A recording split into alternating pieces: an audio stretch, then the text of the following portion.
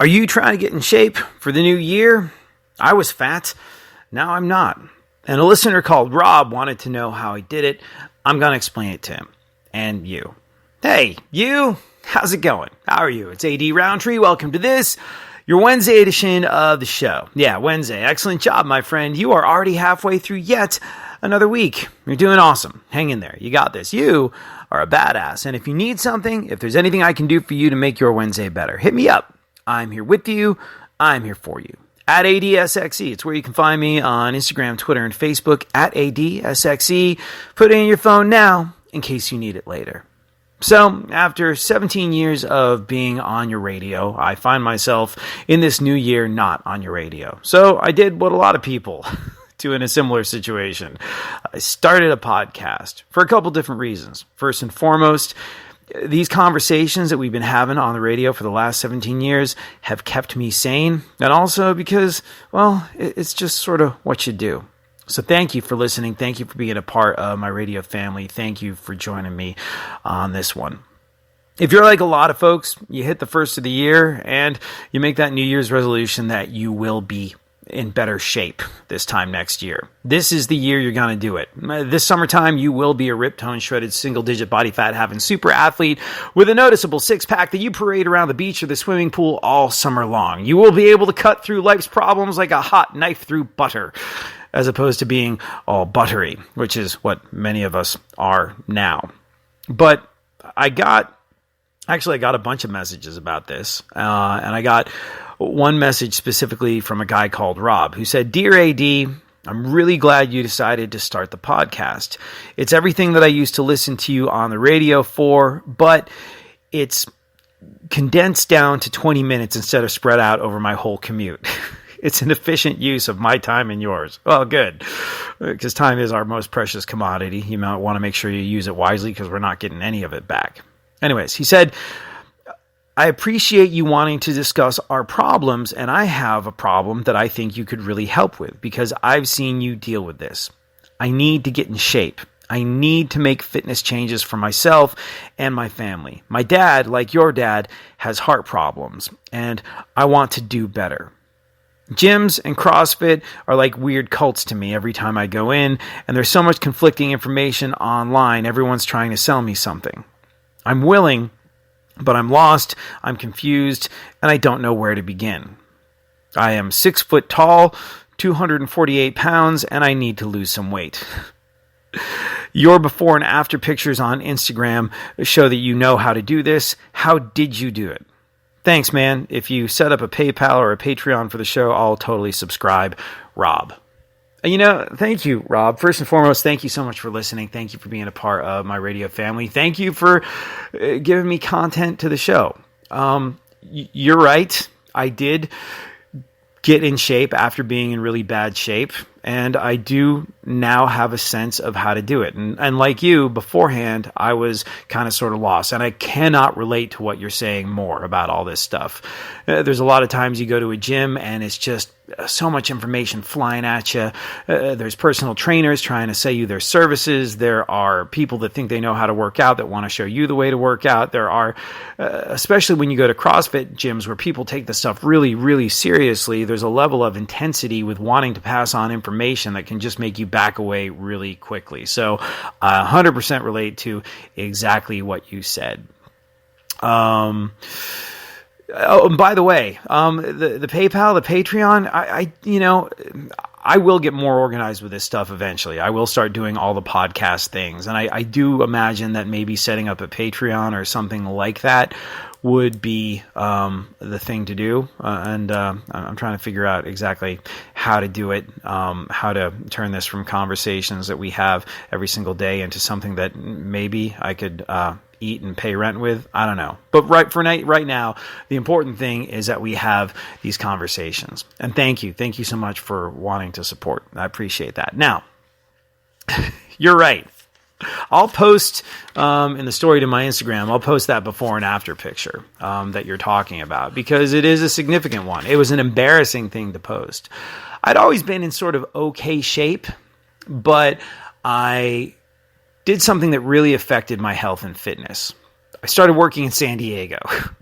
How did that affect my health and fitness, I hear you ask? Well, here's the thing. I remember when I got this big promotion within iHeartMedia to go be the assistant program director, an afternoon guy at Rock 105.3 in San Diego. It was a big deal. It was a big step up at the time. And when I told some folks that I was going to start spending a good chunk of my life in San Diego, many of them said to me, "Oh man, you're going to come back all tan and ripped. All you're going to do is surf and eat tofu all the time.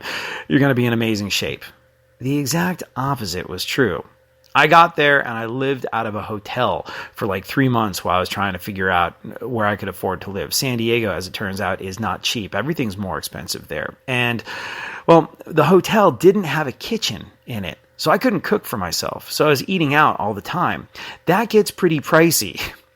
San Diego, as it turns out, has a lot of all-you-can-eat buffets. And I was like, why would I spend all my money on 3-4 meals and snacks a day when I could just go trough for $12 at an all-you-can-eat place? And then something else happened. The level of the workload there was a really intense one. So all I was doing was working and eating and sitting still for extended periods of time. And over the course of a couple years, well, the pounds, they crept on, slowly but surely, and I do mean surely. And I don't remember noticing when exactly it happened. I've never been all that big on weighing myself, or I wasn't at the time.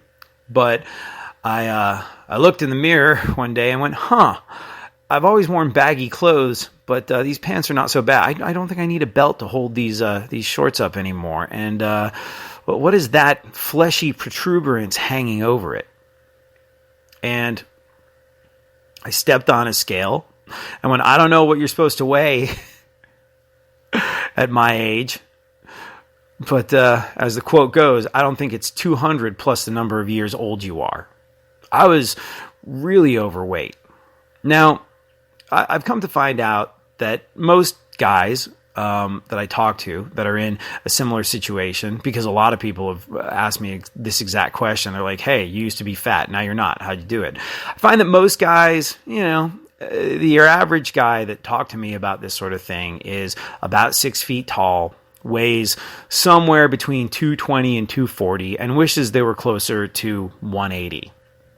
And I think it's a pretty common thing to fall into. I think, the work situations, the stress, the lack of movement, all this stuff piles up, and it just takes, a little bit extra every day for a few years. And before you know it, you're in a spot where you might have some serious health problems. I know you're motivated by your father's heart difficulties. My dad's heart difficulties are a different kettle of fish. They come from congestive heart failure, which is not necessarily a hereditary thing, but I got to tell you, I think like everybody whose parent has a brush with mortality, giving you a proxy brush with mortality, seeing my dad's health concerns over the years definitely made me want to look after myself a little bit more. And when I sort of stepped on the scale and saw that I was 235 at 6 feet tall, and that wasn't a good place to be, you can look that up.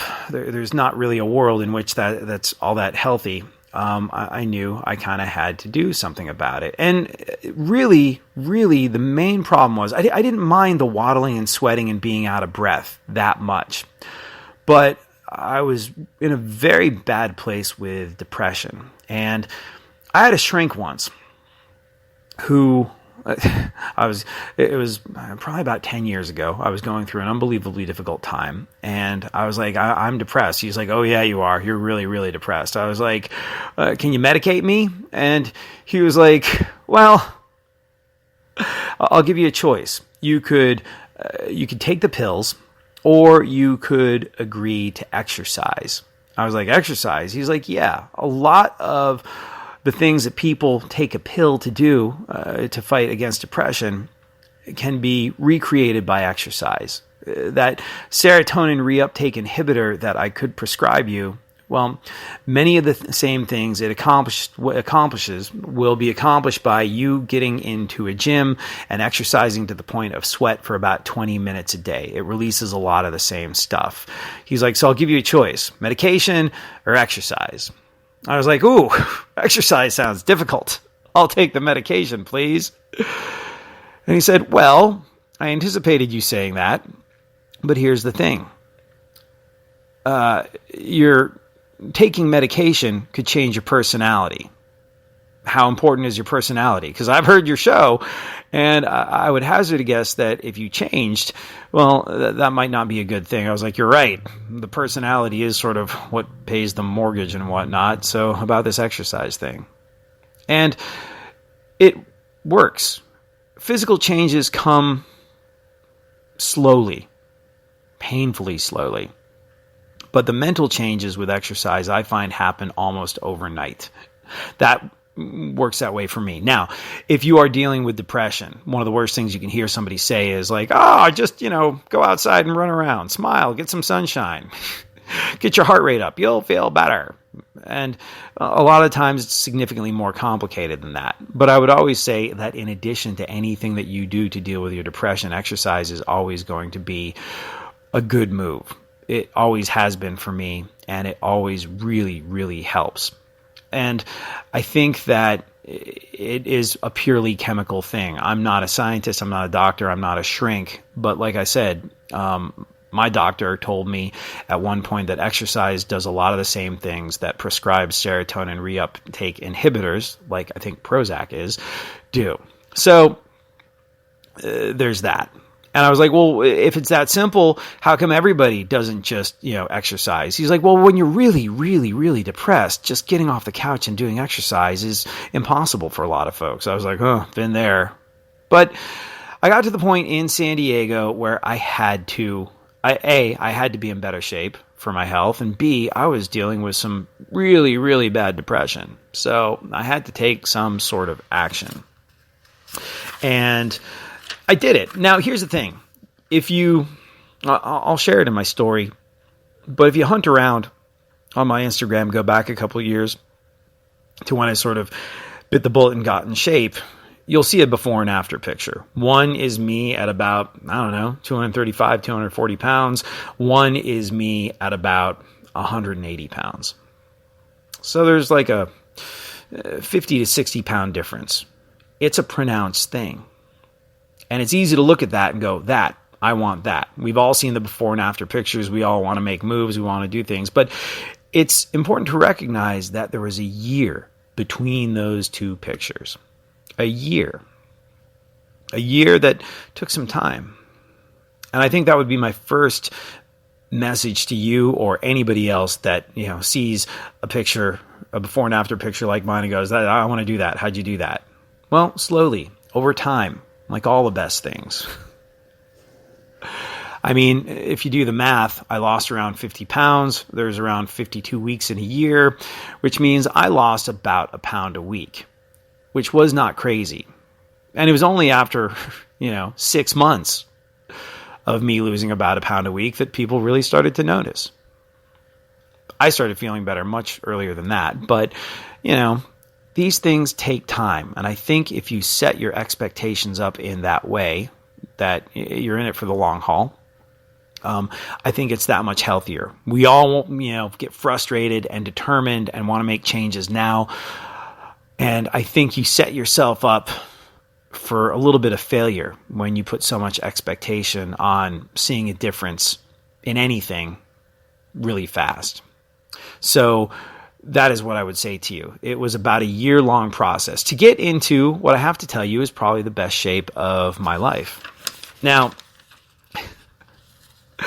and it's funny, it was a noticeable difference. I traveled outside of the country, obviously, to go collect my dad from Kosovo, where he'd had his medical emergency, and bring him back to America. And my passport photos are a couple years old, and it always happens when I fly out of the country, and I have to break out the passport. And they look at the picture, and they're like, say something in a foreign language, call their coworker over, look at me, look at the picture, look at me, look at the picture. And I'm like, look, say it. I used to be fat. I am not as fat anymore. I got asked to produce a second form of ID not so long ago because there was such a difference between me now and my passport photo from a few years back that they did not believe with all certainty it was me.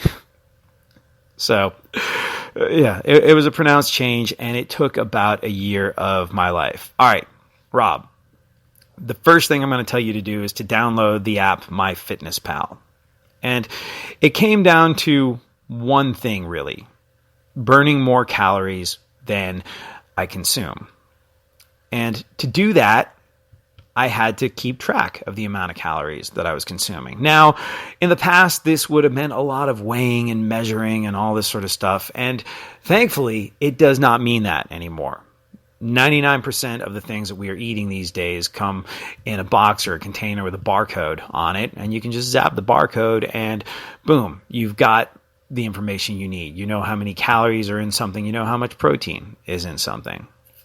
But you're going to have to track what it is you eat, or at least that's how I did it. You want to know how, there's a lot of different ways to do it. You asked how I did it, and that's it. I downloaded the MyFitnessPal app. Now, that's a great tool for a couple different reasons. First and foremost, it's really good to know what you're putting into your body. It's really good to know what it's got in it. And it helps you discover certain habits you might have had that aren't necessarily that healthy. Like, my favorite sandwich is a peanut butter, honey, banana sandwich. I love it. It is delicious. Peanut butter, honey, banana. Sometimes throw in a few potato chips for the crunch. It is scrumdiddlyumptious. And look, there is some health benefit to peanut butter, but it's a lot of fat and it's a lot of sugar. Throw in some honey, and there you go. Banana is sort of 100 calories, a lot of which are carbs.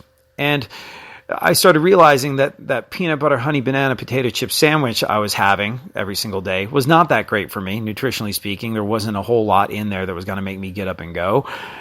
And I also realized if I'm going to eat that, that's the same as a donut, sometimes 2 donuts. So I'm going to have the donuts. But knowing what it is you're putting into your body really, really helps.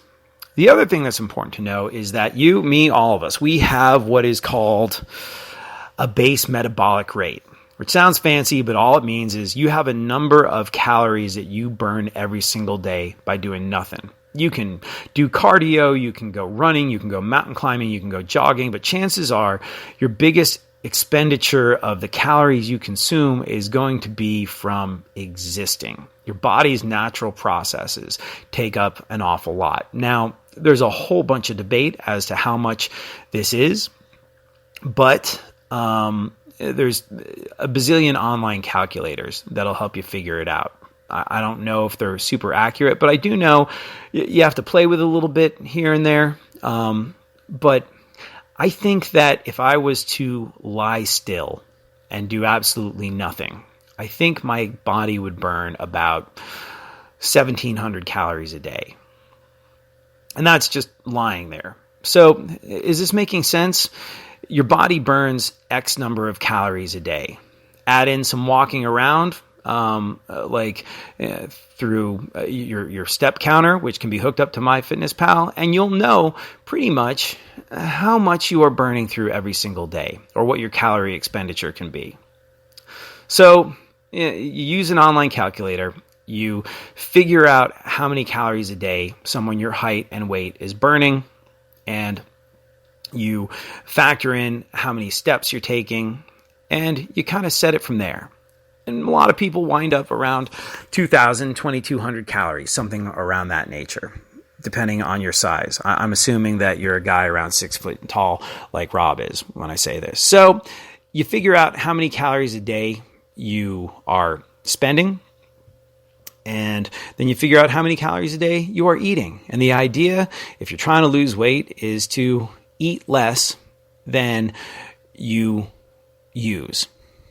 And that way, your body starts tapping into some of its natural resources. Now, all of this sounds unbelievably obvious, but like I said, what you're trying to do is to burn more calories than you eat. And so that was basically how I did it. MyFitnessPal. I tracked my calories. And I did go to the gym. I started doing the most simple workout I possibly could. I'd been in and out of gyms for years. I knew how to work out, but this was far and away the most simple fitness program I ever undertook. It was kind of an old-timey routine made up mostly of pull-ups, squats, deadlifts, overhead press, and bench press. And that was really about it. It was a workout that took me, I don't even like to use the word workout. It was an exercise routine that took me about 45 minutes to get through. I did it 3 times a week while tracking my calories. And that was enough to get me where I was going. Now, there's obviously details to fill in and questions to be asked. There was a while where people were asking me this, and I just had a sheet of information. I got asked this question so much, how'd you do that I just sort of copied and pasted my sort of like diet, nutrition, and exercise stuff into an email and sent it to people. So I can dig that out. I think I still have it, and send it to you, Rob. I will. But there was one guy that really helped me figure things out online. He really simplified stuff. It is a YouTuber called, I think he's called The Last Natural. And unlike a lot of other people, he wasn't trying to sell me a program or to sell you a program. He just had some very, very basic explanatory videos of fitness.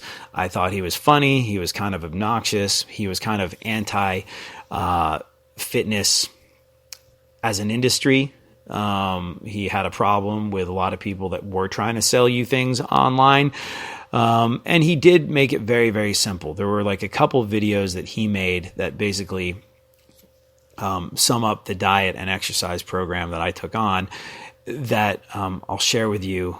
I'll send you a link as well so you can check it out. But it was super simple. Plus, I think the guy's a nurse professionally, so he knows a little something about something. But like all of these things, like all of these dreams, these hopes, these goals, these aspirations, these things that you, me, all of us want to achieve, it all involves starting. Journey of 1,000 miles starts with one step.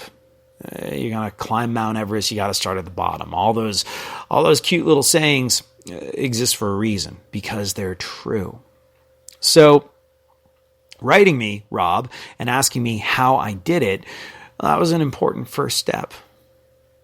Download MyFitnessPal.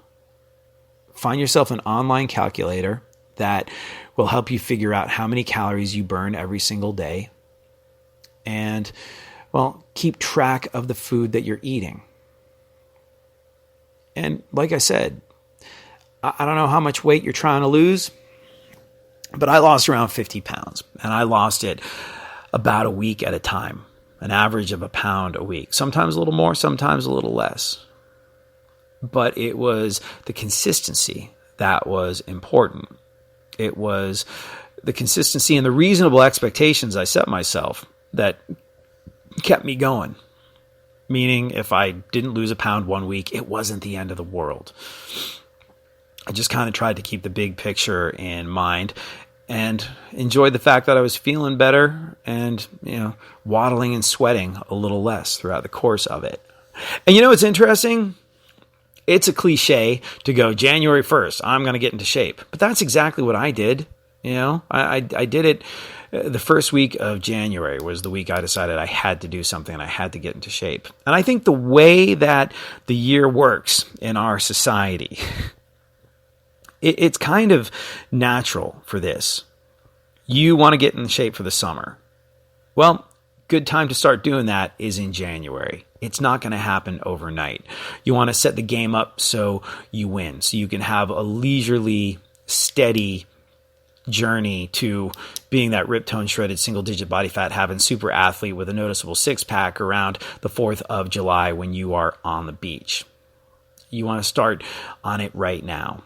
And then as the year winds down, this stuff isn't as difficult as a lot of people make it out to be, but it is good to get a break from this.